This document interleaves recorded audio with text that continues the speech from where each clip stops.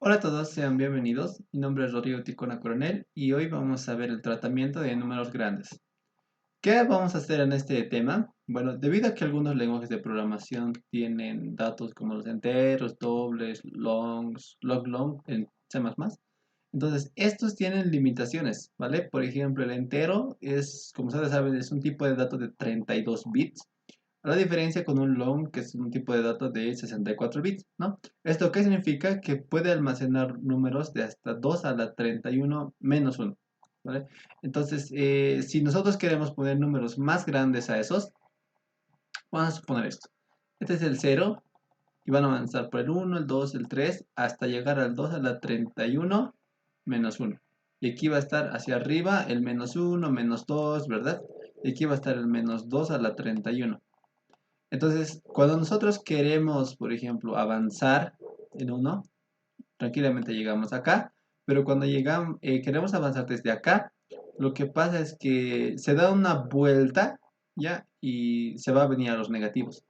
Entonces, esa es una especie de ciclo que siempre se va a ir cumpliendo. Y si no nos damos de cuenta de que los datos van a ir ciclando de esa forma, cuando exceden el tamaño, obviamente nos va a dar muchos errores cuando vamos a hacer los cálculos, ¿ya? El long también tiene sus limitaciones, ¿no? En este caso sería hasta las 63 y 63, pero va a pasar exactamente lo mismo. Entonces, claro que podríamos usar lenguajes de programación como Python y otros que no requieren manejo de tipo de datos, ¿no? Pero el objetivo de todo esto es que si tú estás en un lenguaje como en este caso C++, sepas cómo hacer al menos una suma o una multiplicación básica simulada con algún tipo de estructura, ¿vale? Esto con fines de poder extender, digamos, el abanico de oportunidades que tengas para resolver distintos problemas cuando requieren números grandes y no, digamos que cuando veas un número cuando ves un problema de números grandes, no por el hecho de que sean números grandes, tú digas, no, no voy a poder, me voy a Python a hacer este problema, ¿verdad? Entonces, eso, ¿no? Entonces, el principal fuerte de esto es eh, programar algunas operaciones y demostrar nuestras capacidades como programadores, ¿vale? Entonces, como había mencionado, vamos a las básicas, en este caso la suma y la multiplicación, y unos respectivos ejemplos también, para verificar que lo que estamos realizando está bien, ¿ya? Bueno, entonces vamos a empezar. Primero voy a poner el apuntador. Ya está.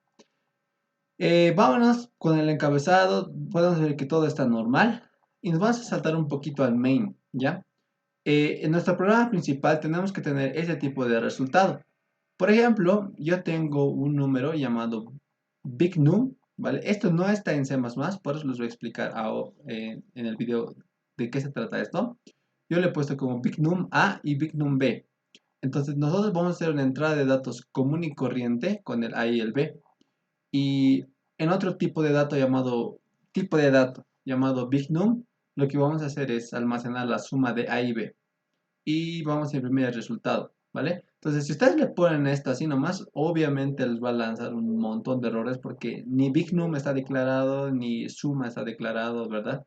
Entonces nosotros tenemos que programar eso de tal forma de que nuestro código sea un poquito más intuitivo para que vean cómo estamos trabajando y con qué tipo de datos estamos trabajando, ¿ya? Entonces, para poder hacer esto, lo que hice es manejar el typedef, ¿ya? ¿Qué significa esto? O sea, ¿cómo vamos a hacer el manejo? Para manejar números grandes, yo voy a usar las cadenas. Se puede usar vectores, pero en este caso yo voy a usar las cadenas, porque supongamos que me da un número 1234. Entonces, ahora sí, entonces lo que tengo es que eso lo puedo leer como cadena, ¿no? Puedo leer como cadena y tranquilamente le hago una entrada de datos desde el teclado, no hay problema. Por eso es que yo prefiero usar la cadena en lugar de un vector, porque en un vector de manera sencilla no se puede leer, ¿no? Se puede programar una lectura, pero ese no es el objetivo para leer un vector con el sein. Eso es para otro tema. Pero con las cadenas sí se puede. Entonces lo que nosotros vamos a tener son cadenas, ¿ya? Vamos a manejarlo con cadenas, todo esto, ¿ya? Ahora, este typedef significa que mi programa, cuando yo escriba bignum, en sí está internamente, es como usar una cadena, ¿ya? Es como ponerle un apodo, un alias al string. De esta forma, cuando yo ponga bignum A, bignum B, es como si pusiera string A, B. ¿No? Es lo mismo que tener un string. Entonces, solo le pongo este bignum para que nosotros entendamos que estamos trabajando con números grandes. ¿Se puede dejar esto por la palabra string común y corriente? Sí, no hay ningún problema y depende de cada uno cómo lo quiere implementar, ¿vale? Pero yo lo he hecho así, como digo, para mantener un poquito de coherencia en lo que voy a explicar, ¿vale? Entonces, nosotros vamos a tener eso. Ahora, ¿cómo vamos a hacer la suma? Sabiendo que estos son cadenas. Yo quiero sumar la cadena 27, ¿no ve? Con este número grande. Ya, ahora vamos a tomar el concepto de número grande, ya no lo vamos a tomar como cadena, porque ya he explicado por qué es ese big num, ¿ya? Entonces tenemos que recordar cuál es el algoritmo básico que nos han enseñado de colegio, ¿no? Lo que tenemos acá es programar una suma y tenemos los dos primeros elementos, ¿vale? Obtenemos los dos primeros elementos y los sumamos, ¿no? En este caso sería 12, va a venir acá 1 y en este caso sería 7. Ya, ahora, en esta simple operación van a notar que hay cosas extrañas que a veces se nos pueden escapar. Por ejemplo, si yo quiero hacer la suma, yo tengo que obtener el carácter iésimo de esta cadena y el carácter iésimo de esta misma cadena, o sea, el final y el final. Y eso tengo que sumar. El problema está en que como son cadenas, perdón, como son caracteres, no se realiza una suma sencilla, sino que si yo tengo un carácter C, tengo que convertirlo a un número, ¿vale? Para eso voy a usar la codificación ASCII, donde recuerden que el 0 como carácter está asociado con el 48. Si mal no me equivoco, el 1 como carácter está asociado con el entero 49 y así sucesivamente. Entonces lo que voy a hacer yo es que si yo tengo el carácter 0 como carácter, le voy a restar 48 y esto me tiene que dar 0. Si yo tengo el 1 como carácter y le resto 49, entonces esto me va a dar 1. Entonces estos ya son números enteros listos para trabajar con ellos, ¿no? Ahora, si ustedes no se acuerdan 48, 49, no hay problema. Lo que se hace es que yo tengo el 0 por ejemplo como carácter y esto vale en sí internamente 48. Lo único que puedo hacer es restarle otra vez el 0 y me va a dar el 0 normal. Si yo tengo el 1 y le resto con el 0 en forma de carácter, entonces esto me va a dar 1 y lo mismo, ¿no? Si yo resto al 2 como carácter con el 0 como carácter, esto me va a dar 2. Entonces, esa va a ser la forma en la que nosotros vamos a obtener el valor real, ¿no ve? De ese carácter. ¿Vale? Es una técnica bastante usada, entonces no hay mucha complejidad tampoco en eso, ¿ya? Es lo primero que tenemos que tener en cuenta, convertirlos a letras, ¿no ve? A enteros, a enteros tenemos que convertir, ¿ya? Ahora, ¿qué pasa cuando yo tengo 2 y 2 y los quiero sumar? Entonces, el resultado de esto, por ejemplo, es 4, ¿no? Es 4, no pasa nada. Pero ¿qué pasa cuando yo quiero sumar el 9 y el 7? Ahí tenemos un problema, ¿no? Que esto me va a dar un número de dos dígitos. Entonces, ¿qué tengo que hacer? ¿Cómo se hace esto? Recuerden, esto vale 12. Yo tomo la parte de las unidades, lo pongo, y la parte de las decenas lo llevo acá, como una especie de acarreo, ¿ya? Es como decir, la suma de esto es 16. Entonces, 16, ¿no ve? ¿Cómo saco la parte de acá? Fácil. Yo le hago módulo 10 y tranquilamente obtengo el 6. ¿No ve? ¿Cómo obtengo la parte de acá? Pues yo le saco el 16, le divido entre 10 y me va a dar 1. ¿Vale? Entonces, esto es lo que va a venir a la cadena, ¿ya? Y esto es lo que se va a venir como acarreo. ¿Ok? Es lo que se va a venir como acarreo. Entonces tengo que necesito otra variable para el acarreo. ¿Ya? El problema es que cuando yo trabaje con los primeros dígitos, ¿qué valor va a tener ese acarreo? Pues para no generar problemas, voy a ponerlo en un número neutro, es decir, lo voy a poner en 0. De tal forma de que el acarreo, ¿ya? Más el valor en la posición iésima con el valor en la posición j décima, se sumen estos tres, ya el acarreo más esto, y me dé el resultado que yo deseo, ¿no? Como pueden ver acá, el resultado es 16 de todo, ¿no? De estos tres es 16, y tranquilamente voy a operar. Voy a obtener el 6 y el 1. Y una vez que tenga, ese 1 va a venir asignado a mi variable de acarreo. Y para el próximo término que tenga, digamos que yo tengo aquí un término, digamos, le pondremos como 5 y 4. Entonces, el término de acá sería el acarreo más A en la posición I más B en la posición I.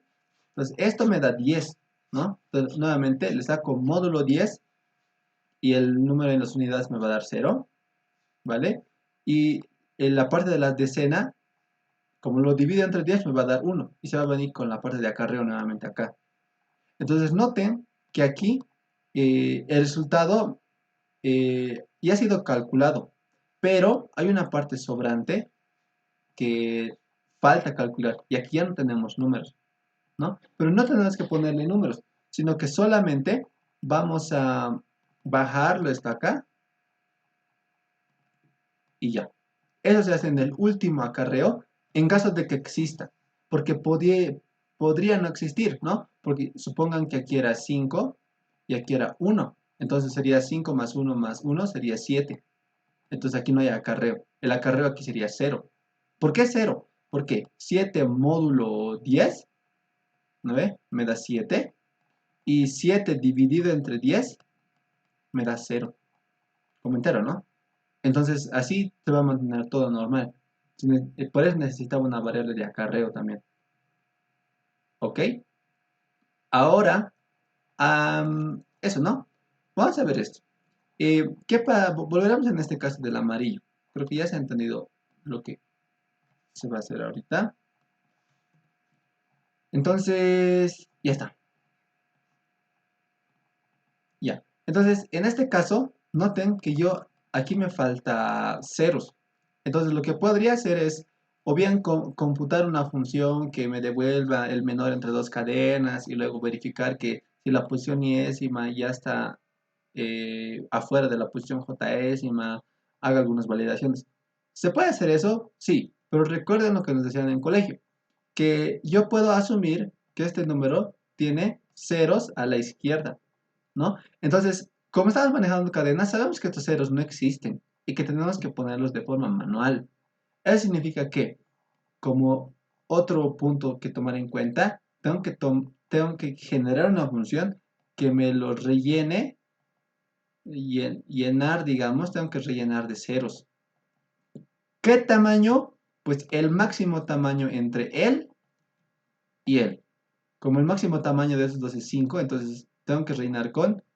Como este tiene 2, entonces hago la resta, ¿no? 5 menos 2 es igual a 3. Entonces tengo que rellenar con 3 ceros. ¿Ya? Y una vez que tenga eso, pues puedo operar de manera tranquila, ¿no? Porque como se van a convertir estos dos caracteres enteros, entonces se va a volver 0 más 3, 3, 2 más 0, 2, 1 más 1, 1. Y al final ya voy a tener la respuesta, ¿vale? Ahora, aquí hay un problema. Y es que recuerden que nosotros no trabajamos pues en esta forma, ¿no ve? Nosotros trabajamos en esta forma. Entonces, ¿cómo podría ser ahora? Primero, yo no puedo poner a priori, digamos, yo no podría asumir el tamaño de mi cadena resultante va a ser de 5, ¿no? Porque podría ser que no suceda eso.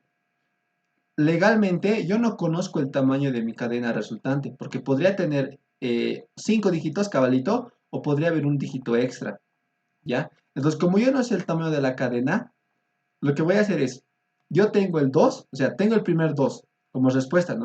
Porque operábamos de aquí a acá. Entonces, yo tengo el primer 2 como respuesta, lo pongo el 2.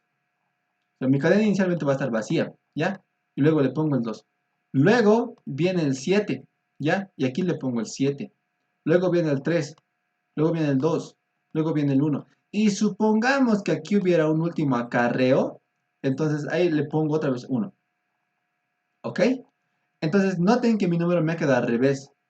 Ahora lo único que vamos a hacer es vamos a usar la función vamos a usar la función reverse de C++, y lo que nos va a permitir es darle la vuelta de manera sencilla de esta forma. ¿Ya está? Y es así como se calcula, es lo que vamos a necesitar nosotros para calcular la suma de dos números. Aparte, bueno, eso, ¿no? Sí, sí, sí, eso va a ser. Entonces, por ejemplo, algunos dirán, ucha, ¿qué voy a hacer cuando yo quiera sumar el 27 con este número tan grande? ¿No ve? Le doy la vuelta y aquí no es necesario. ¿Por qué? Porque lo que vamos a hacer es que vamos a generar una función que nos rellene con ceros, en este caso con 5 ceros. Entonces va a tomar esta cadena y le va a decir, tengo que rellenar hasta que tengas longitud tamaño 5. Le va a poner 0, 0 y 0. Y luego va a tomar esta cadena y va a rellenar con ceros hasta que el tamaño de la cadena sea de tamaño 5. Pero esto ya tenía tamaño 5, entonces no le va a rellenar nada. ¿Ya? Y lo único que va a hacer esto al final va a ser retornar mis cadenas eh, listas para ser sumadas. ¿Vale? Entonces, es lo que hacemos acá. ¿Vale? Cuando nosotros usemos la función suma, lo que vamos a tener es dos números, mi número grande A y mi número grande B, y voy a obtener el máximo, así es la función máximo, ¿ya? A.6, B.6. ¿Qué significa A.6? La longitud de mi cadena. Es como el A.length, ¿no ve? Sería como el len, no sé si se puede escribir acá. Sería como el len de Python y como el A.length de Java, digamos, ¿no? Es lo mismo. Entonces, obtengo el tamaño de A, obtengo el tamaño de B y aquí me va a dar un entero, ¿no? Sería ese 5 que yo estoy buscando acá. Luego, me creo un número donde va a estar mi respuesta C, inicialmente vacío. ¿Por qué con vacío y no con cero? Porque recuerden que nosotros pushbackeamos a la derecha, ¿no? O sea, voy poniendo los valores uno tras otro, 2, 7, 3, y poner aquí un cero de más es como tener un cero acá, y eso me va a dar un error, ¿ya? Por eso es que tiene que estar vacío. Y por último, mi variable acarreo, que va a estar en cero, que les había dicho. Ahora, como los dos, vámonos con la función rellenar, ¿ya? ¿Qué es lo que hace esta función rellenar? Primero recibe el tamaño hasta donde tiene que rellenar y por último recibe el número. Entonces pregunta, si el tamaño de la cadena que estoy recibiendo ya es de ese tamaño, pues no tengo que hacer nada. Simplemente retorno el mismo número, ¿no? Como en este caso, va a retornar el mismo número de acá, ¿no? Caso contrario significa que es este caso de acá. Entonces, como pasa eso, esa respuesta, ese número con ceros a la izquierda, lo que va a pasar es esto. Primero me lo voy a crear con vacío nuevamente y lo que les digo, mientras x, bueno, ahora vamos a hacer esto, a ver, ¿cómo funciona esto? 0, bueno, sería, mi cadena es la 27 y tengo que rellenar con 5 ceros, ¿verdad? Entonces lo que yo tengo es, ¿qué dice acá? Voy a iterar del 0 hasta el 5, ¿ve? Del 0, voy a hacer 5 iteraciones, mejor dicho, del 0 hasta el 4, ¿ya? Entonces, para la primera iteración, va a preguntar, ¿y es menor al tamaño de x? El tamaño de esto es 2 por si acaso. Y es menor al tamaño de x, menor de 2. Sí, entonces, ¿qué vas a hacer? Vas a pushbackear, vas a poner el número en la posición iésima. Como es 0, está en el primer 0, entonces es como si le agregara este 2. Este 2. Y luego le voy a agregar el 7. Eh,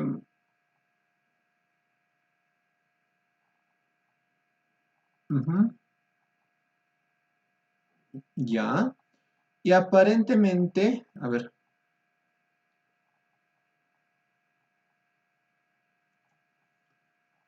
y luego le pones ceros. No me acuerdo si esto es.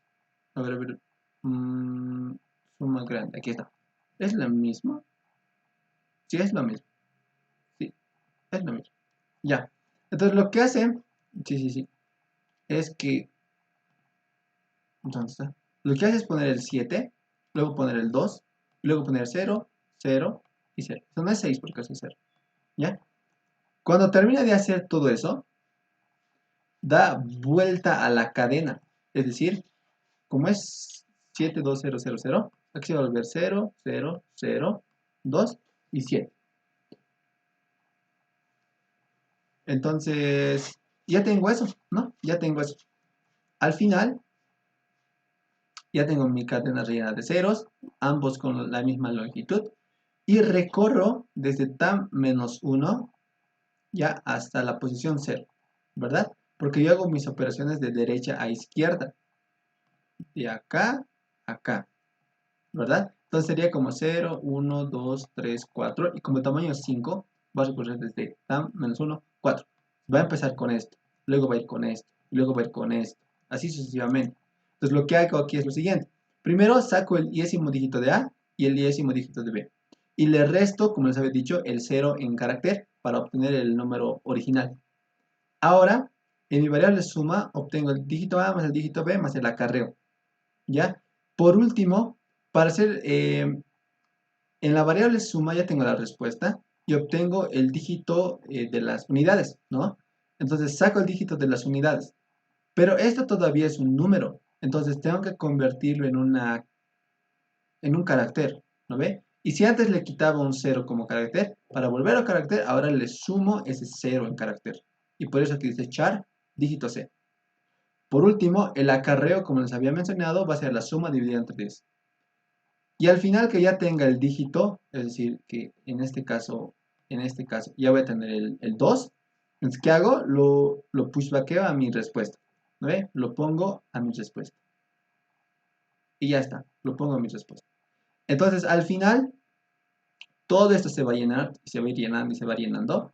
Al final me va a quedar un número en reversa, habíamos dicho, ¿verdad? Y lo único que hago es al final es preguntar, si el acarreo es mayor a 0, si todavía tengo valores que poner, entonces pongo ese acarreo como carácter. Por eso aquí le sumo el 0 como carácter.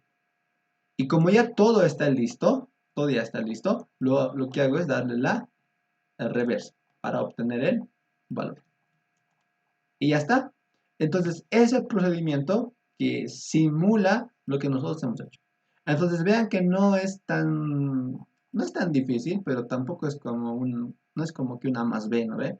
Sino que hay que saber abstraer un poquito la lógica que hemos aprendido en 111 y saber programar también este tipo de cosas manualmente. No porque lo vayamos a necesitar en la vida real, sino porque es bueno para mejorar nuestras capacidades en implementación. ¿Ok? ¿Listo?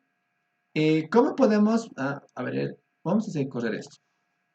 G más es suma grande. Ay, dice 0,6 punto suma grande menos O me. Entonces, compilo esto. No sé si esto tiene entrada. Tiene entrada de datos. Ya está bien. En la entrada le voy a poner este número. Y aquí le voy a poner, a ver, haremos esto. Le voy a poner el 99 y le voy a sumar el 1. ¿Ya? Entonces voy a hacer la suma.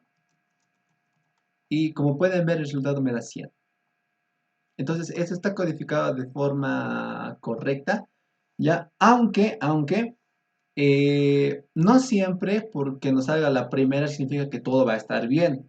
Pueden haber casos borde en los cuales nuestro código no funcione, ¿ya? Lo mejor que yo les recomiendo es hagan la prueba con códigos, con series que conozcan, ¿ya?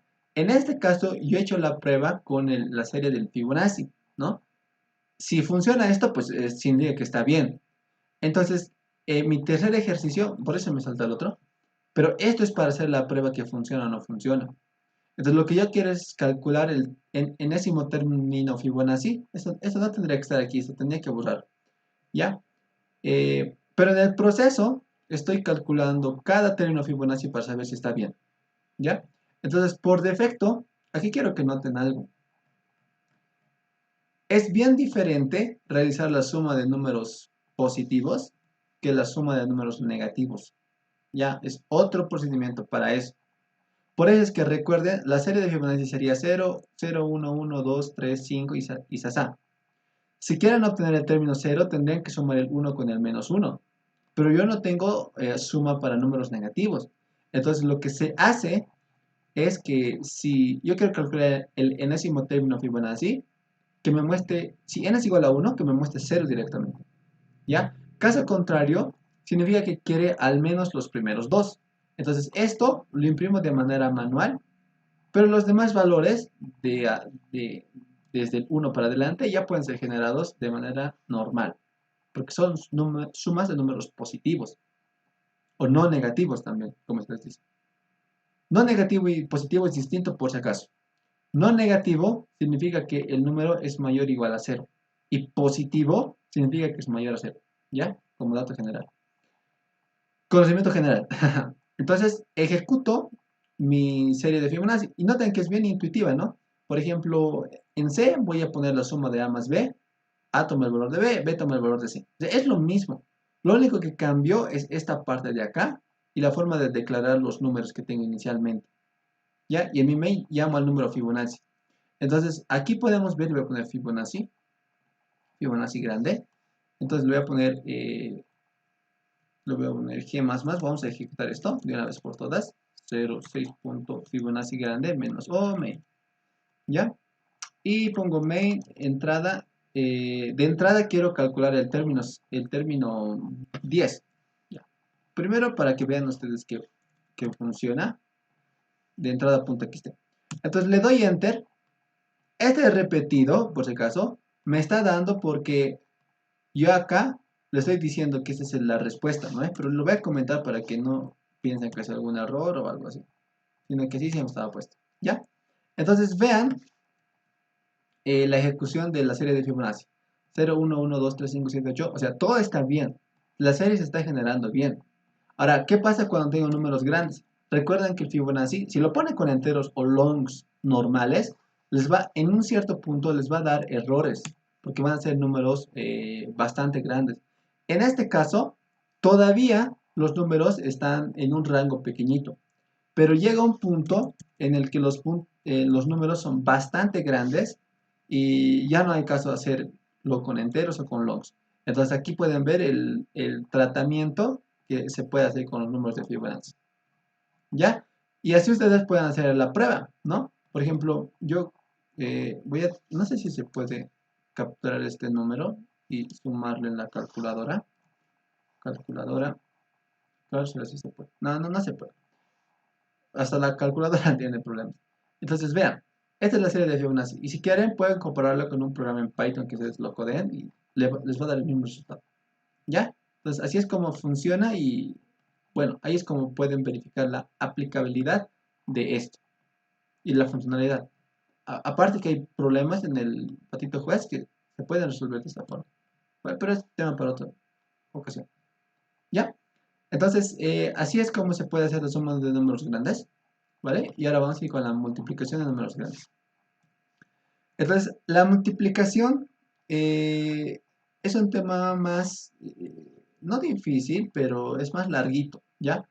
Vamos a hacer una simulación nuevamente de lo que está pasando. Entonces, yo quiero multiplicar el 1, ya. Quiero multiplicar el 1, 2, 3 con el 99. ¿Qué va a pasar acá? Primero, yo les pregunto, ¿será lo mismo que yo quiera multiplicar 99 por 123? ¿O 123 por 99? O sea, en teoría sí, va a dar lo mismo. Va a dar lo mismo, ¿no ve? Ahora, algunos dirían, ¿qué pasa si yo tengo este caso? Entonces, lo que podría hacer es llenarle con ceros a la izquierda, porque en este caso, cualquier número multiplicado por cero, digamos, acá, este va a multiplicar a este y a este, pero cuando multiplica este, siempre me va a dar cero, digamos. Entonces va a estar bien siempre. Se puede hacer así, pero no conviene, en este caso, complicarse tanto, ¿no? Porque si yo tengo solo 9 incluso, si yo tengo solo un número, lo único que tendría que hacer es hacer la multiplicación tradicional y ya, aquí voy a tener mi resultado. Ya, por ejemplo, ¿qué tal si aquí le pongo un 2? ¿No? El resultado va a ser 6, va a ser 4 y va a ser 2. Y ya está, o sea, solo necesito hacer una iteración. No necesito por qué ponerle ceros a la izquierda. Entonces lo que me conviene es que el número de menor dígitos esté abajo y el número de más dígitos esté arriba, ¿ya? Es decir, hacerle un intercambio por las longitudes de este y de este. ¿Ya? Para que el de menor longitud, el que tenga menos dígitos, esté aquí abajo. ¿Ya? Segundo, que hay que tomar en cuenta, que, por ejemplo, yo tengo un número, un dígito, y tengo que multiplicarlos por todos los otros dígitos del otro número. Yo tengo un número X y tengo que multiplicarlo por todos los otros dígitos del número X. Ah, ya. Entonces, ¿qué voy a hacer? Me puedo crear una función que, dado un dígito, me multiplique todo el número. Y eso es más fácil, ¿no? Eso es más fácil. Acaban de verlo ahorita. ¿Ya? Por ejemplo, si yo tengo el 999 y lo multiplico por 2, vean, 9 por 2 por 9, 18. Pero noten algo interesante, 18. ¿Qué hago? Le saco módulo 10 y se queda. Y esto se va a ir al acarreo. Y nuevamente hago la multiplicación. Esto por esto me da 18. En total sería 19, ¿no ve? Con la suma, 19 y aquí va a venir 1. Y luego aquí también va a dar 19. ¿no ve? Entre este y este va a dar 19. Entonces aquí está el 9. Pero tengo uno más en mi acarreo, entonces eso lo pongo directamente acá. ¿Ok? Entonces, es así como funciona esto, ¿vale? Pero algunos van a decir, entonces, si hay acarreo, solamente le pondré uno. Y la respuesta es no. No siempre va a ser así, en este caso en la multiplicación. Porque puede ser que tú estés multiplicando, digamos, 8 por esto, y te va a dar aquí, ¿cuánto es? 72, ¿no? 72. Entonces aquí va a venir 72, 79, 72, 79, y noten que aquí el acarreo no me ha dado 9, ¿no? Sino me ha dado un número más grande. Entonces aquí sería tranquilamente el 7. No siempre va a ser 1. ¿Ok? Y listo. Entonces también necesito acarreo. Bueno, necesito una función que multiplique el dígito por un número. Por un número, por ejemplo, este número. ¿Ya? Y aquí también hay que considerar qué cosa, acarreo, que siempre hay acarreo. ¿Ok? Ahora, ¿qué más vamos a tomar en cuenta? Supongamos que yo aquí tengo el 1. El 1. ¿Qué pasa? Pues simplemente me va a dar así. 3, 2, 1. Ahora, lo interesante acá es que recuerdan que cuando yo ya calculaba todo, hacía una suma, ¿no ve? Por columnas. Es decir, esto, aquí sería 1, aquí sería 4, aquí sería 7 y así. ¿Qué pasaba aquí? Perdón, ¿qué pasaba aquí? Que saldría 6 simplemente. ¿Ya? Pero ¿cómo vamos a hacer eso? Fácil. Pues cada vez que avancemos en un dígito, por ejemplo, aquí está inicialmente, en este 2, ¿no? No tengo que poner ceros a la izquierda, ¿vale? Cuando yo avance al siguiente, y ya esté acá, recién voy a necesitar agregarle un 0, ¿no ve? Y cuando avance a otro, digamos aquí hay un número X, y aquí me va a dar el resultado que yo quiera. Entonces, ¿cuántos ceros tendré que agregarle? Dos ceros, ¿no ve? Dos ceros. Listo. Entonces, en cada iteración que yo haga, siempre tengo que ir agregando ceros. ¿No ve? Agrega, siempre tengo que ir agregando ceros. ¿Listo? Y al final de que todo esto pase, ya me va a quedar me tendría que quedar un número grandote, ¿verdad? Donde yo tenga que iterar uno por uno. Pero no siempre es necesario, digamos, tener todo y recién hacer la suma. Sino que aquí van a hacerlo. No me conviene eliminar esto. Ya. Entonces, lo que me conviene aquí es, yo proceso, yo proceso a estos dos primero, ¿no ve? Proceso esos dos y realizo la suma directamente. Y aquí me va a dar un acumulado, digamos, una suma X. Cuando venga el otro dígito a multiplicar y genere un número, entonces acá va a venir así, con sus dos ceros, ¿no? Y a esto nuevamente le ejecuto una suma y me va a dar Y, digamos, ¿no? De esa forma se puede reducir el problema a siempre sumar dos números, ¿no ve? Entonces eso significa que yo tengo que tomar mi función suma, tengo que hallar mi función suma, tengo que usarla.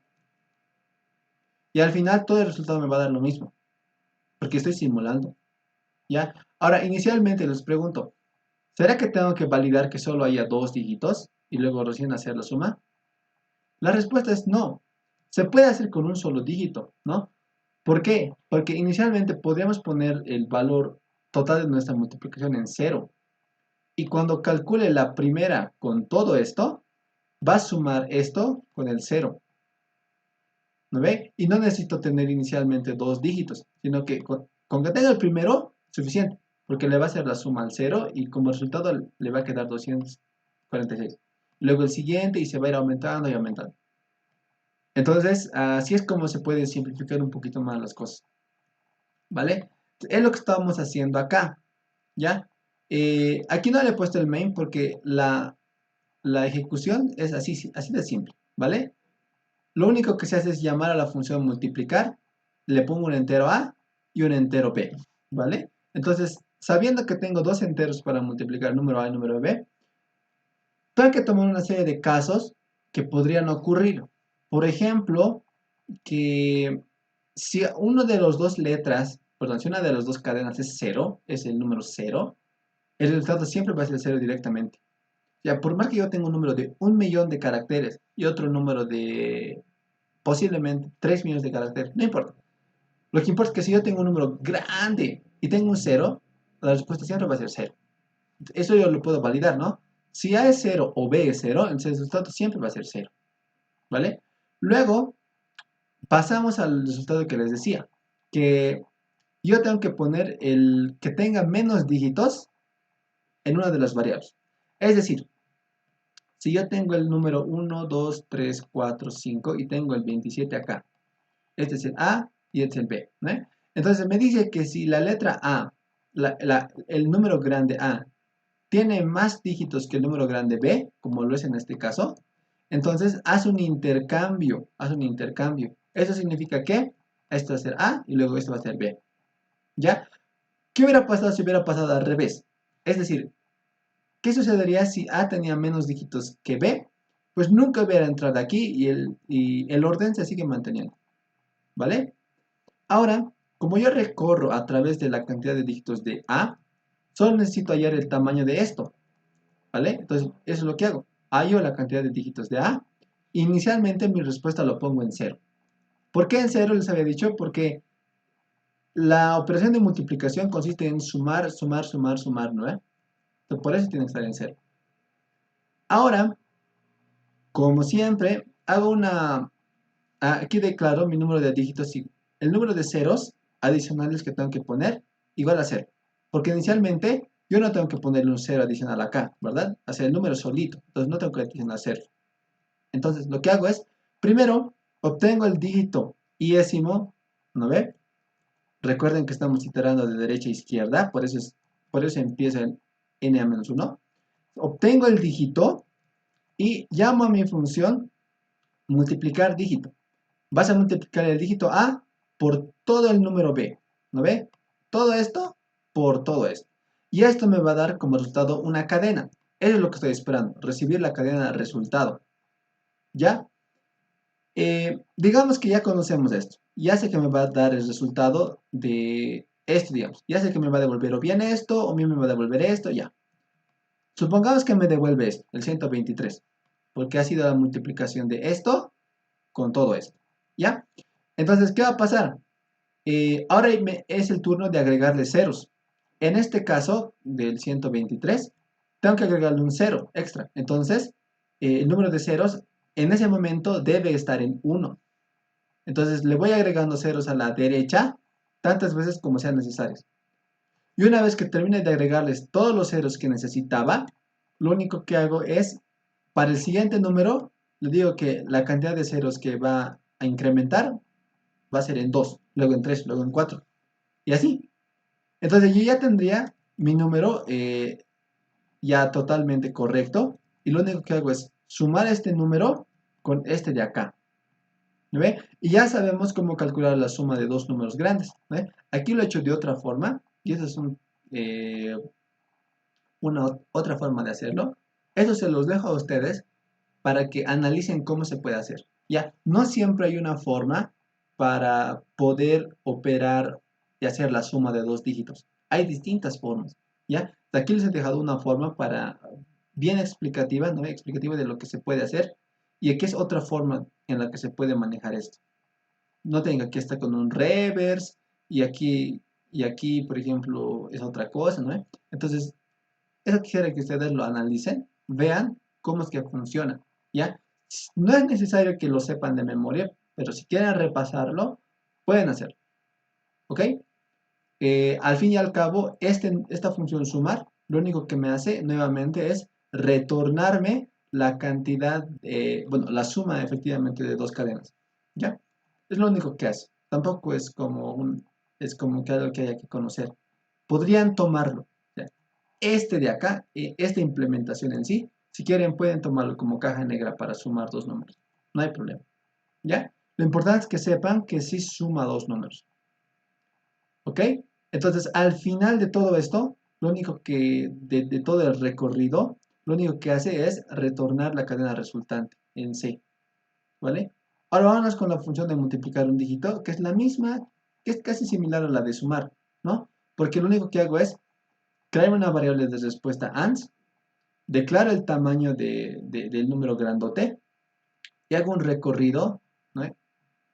Hago un recorrido de izquierda a derecha, ¿no ve? Donde extraigo el iésimo dígito de B y este no lo necesito porque yo lo tengo calculado, porque como es una función multiplicar por un dígito, entonces el dígito ya lo tengo, solo necesitaba el iésimo carácter del número, ¿no ve? Entonces hago eso, obtengo ese dígito iésimo y le hago la respectiva multiplicación, ¿no ve? El dígito que tenía por X, ¿no ve? O sea, si yo le mando el 7 y va a obtener el 5, sería 5 por 7, 35. Más el acarreo, que inicialmente va a estar en 0, se va a poner esto en 0, ¿no ve? Entonces va a ser 35 más 0, 0. El acarreo va a valer 0 inicialmente, ¿ya? Va a valer 0.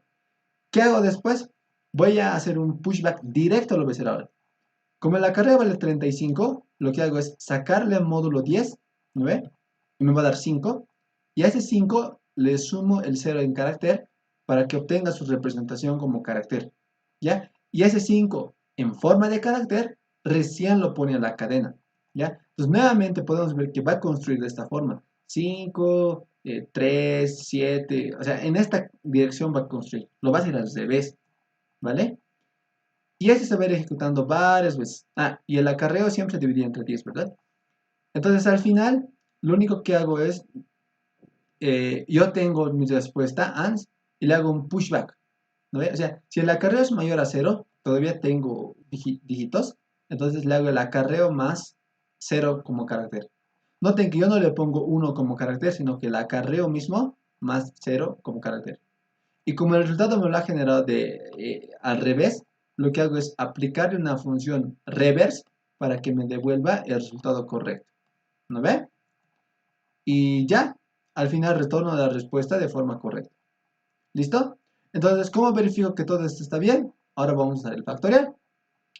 Eh, por ejemplo, aquí igual solo le he puesto esto, porque la implementación de la multiplicación es exactamente la misma. Y en este caso lo que hago es calcular o mostrar el factorial enésimo, hasta el factorial enésimo. Entonces, inicialmente, yo pongo mi factorial 1 como siempre, el mismo factorial, nota.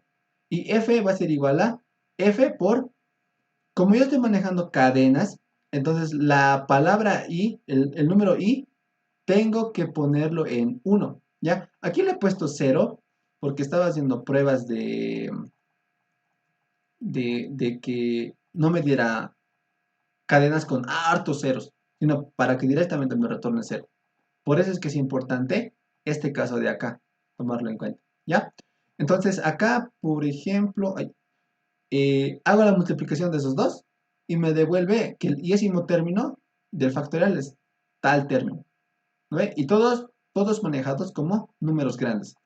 Entonces voy a poner el factorial grande. Noten que la multiplicación grande, esto es lo mismo, ¿ya? Esto es lo mismo. Aquí no hay ninguna diferencia. Por eso es que es bueno hacerlo con funciones y procedimientos para estandarizar todo un poquito más. O sea, para tenerlo a la mano, vale decir. ¿Ya? Entonces, cuando yo tengo el factorial grande, lo voy a ejecutar. Bueno, a ver. Aquí le pondré como... ¿Dónde está el factorial? Aquí está. Aquí lo pondré como 1. porque tendría que ser 1 ahí. ¿Ok? Entonces aquí le voy a poner clear, a ver si. G++ 0, 6 punto factorial grande menos o main. Compilo y ya está. Entonces voy a ejecutar main. Entonces, me está pidiendo qué tamaño de factorial quiero. Por ejemplo, quiero el factorial hasta el 10. Entonces me lo calcula. Vean.